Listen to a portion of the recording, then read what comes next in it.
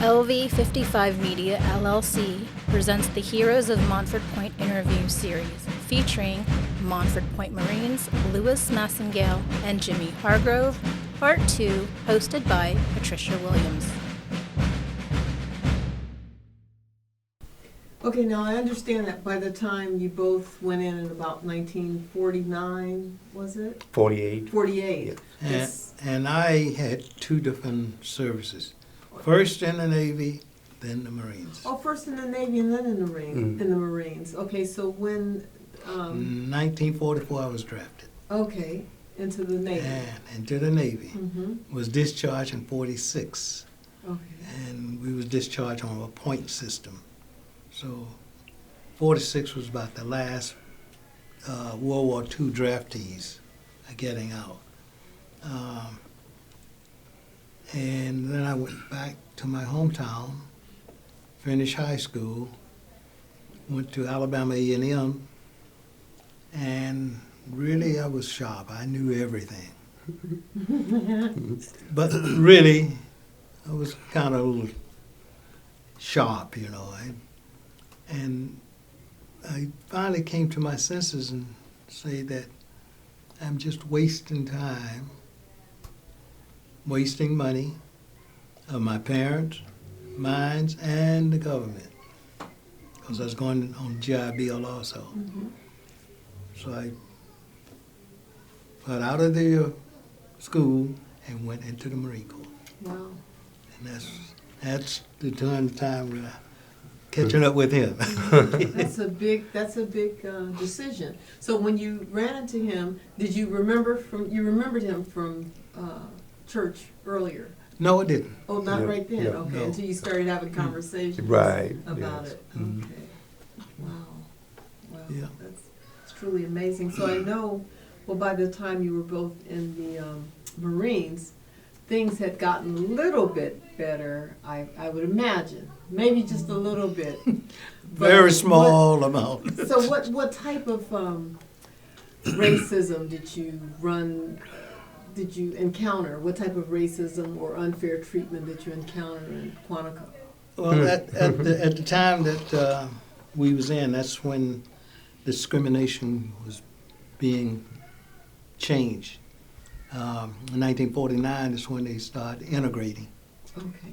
So that's when we got involved to the Marine Corps. I found that if you would be a rather shy individual, not speaking, as they say, up, explaining yourself, standing up for yourself, that you would get abused much more. And this is something that, being a small guy, I was only 135 pounds from now. But I decided after I got to Quantico there that the type of services I was doing wasn't the type of service for me. I did not want to be in the food exchange portion. I wanted to be in the more technical field. And so after I signed up for 3 years, after 2 years you can re-enlist. So I made it be known that I wanted out of that particular branch and go into something else, more technical, where there was more, better fields that would prepare you for when you do retire out of service. For a better paying job, so to For a speak. better paying job. And that's just what I did. I got out of the food service and I went into motion picture and repair. Oh. And I went on from that. Many other trades after that, trained by the Marine Corps. Wow, nice, very nice. Which at the end ended up being my career when I retired. Oh, very nice. So, Mr. Hargrove, how about you? What type of racism or did you have Where do I start? problems? Well, let's go with Quantico. There was only one African-American cafe It's called Johnson's Cafe in the little town of Quantico, which consists of cafes, cleaners, uniform shops. That's mostly you're going to find around a military base. Well, I was used as a guinea to go out and go into places to see if they would serve me. And that was a challenge that I didn't mind doing. So I went into place. I won't call the name of it because I could, because they're out of business. But when I went in my uniform, they served me. And I says, okay, my second choice is to go get a female, dark-complected, and see what happens. And I entered the same restaurant, but I entered in civilian clothes. And I sat down. The waitress came over and said, I'm sorry, but you have to stand up in here if you want to get something to go. You can't sit down in here and eat.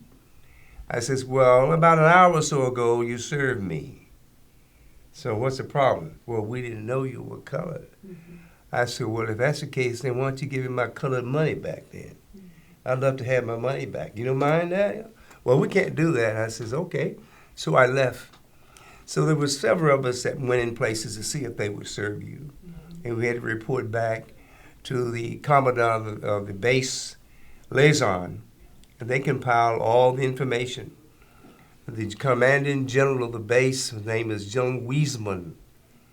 He called the Chamber of Commerce, the police department, Bolognese, which handles the uniforms. And this is a man that's really big in the town, because all the officers get their uniforms from him. And Quantico is the basic school. This is where officers get their training. So the commanding general gave that town mayor and Bolognese and all the Chamber of Commerce, I'm going to give you 24 hours to integrate the town. Otherwise, I'll keep my Marines on the base. And he did so. In 24 hours, they integrated the town, except the place that I went in earlier. Oh, really? They refused. So what the Marine Corps did was put a sentry there, and they would stop anyone that's going in if you were a Marine. It was considered off limits, and they forced them out of business. So things start changing around the base, because this is a livelihood for a lot of people. They never realize that when you close that window, you're not going to get any money. And the commanding general has everything on the base. And that was one of the challenges that I faced, and was glad to do it. So they were very, very serious about integrating, and they were. Oh, yes, absolutely. Very, very good. Yeah. Wow. So they rather they went out of business as opposed to changing the way that they did things. Yeah. And guess the cook was black. They cooked the food. Wow.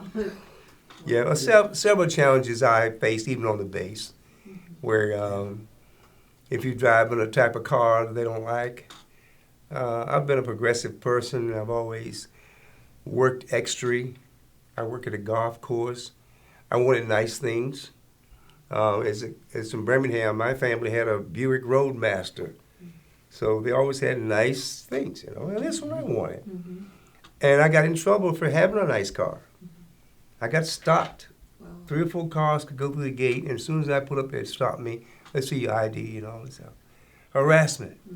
So I fought that system, and believe it or not, the old saying is I fought the law and the law won. I fought the law, but I won. So I can say that through that Marine Corps, you have to stand up for what you believe in. And I did that for most of my life. I was able to obtain a license in the state of Virginia. I owned a restaurant, not rented. I owned it and owned the property. But the thing that I had to do was become a resident of the state, and I didn't know that. Any person that's in the military could go into a business, but you have to be liable for the law of that state. And I was not a resident of Virginia. So I was told that I'd have to go to the county seat, raise my right hand, as you do when you join the military to protect the property of the United States, where you had to raise your right hand to conform with the Commonwealth of Virginia. Their laws you had to be governed by, and I did that. And then I was able to obtain a license for food and beverages. And the reasons why I did this, I selected to go to manager school because my field was food service. And there was a staff club on the base. And I said, I'm going to go to school and come back and be the manager of this club. So the Marine Corps paid for me to go to Pax River, Maryland. I was trained as a club manager. That means you know the front door and the back door, the whole shebang. I got back at the base and put my application in to be manager of the club. No. You just don't qualify. I said, I have the credentials here.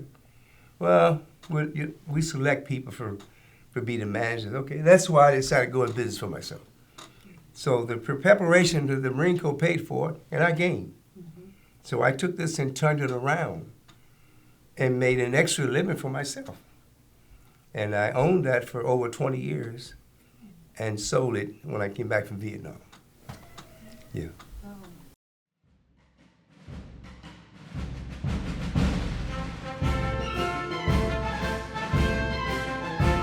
Special thanks to Jimmy Michael Truitt and the National Montford Point Marine Association. This episode was recorded on location at the 4 Points by Sheridan, San Diego, California, on February 28, 2013.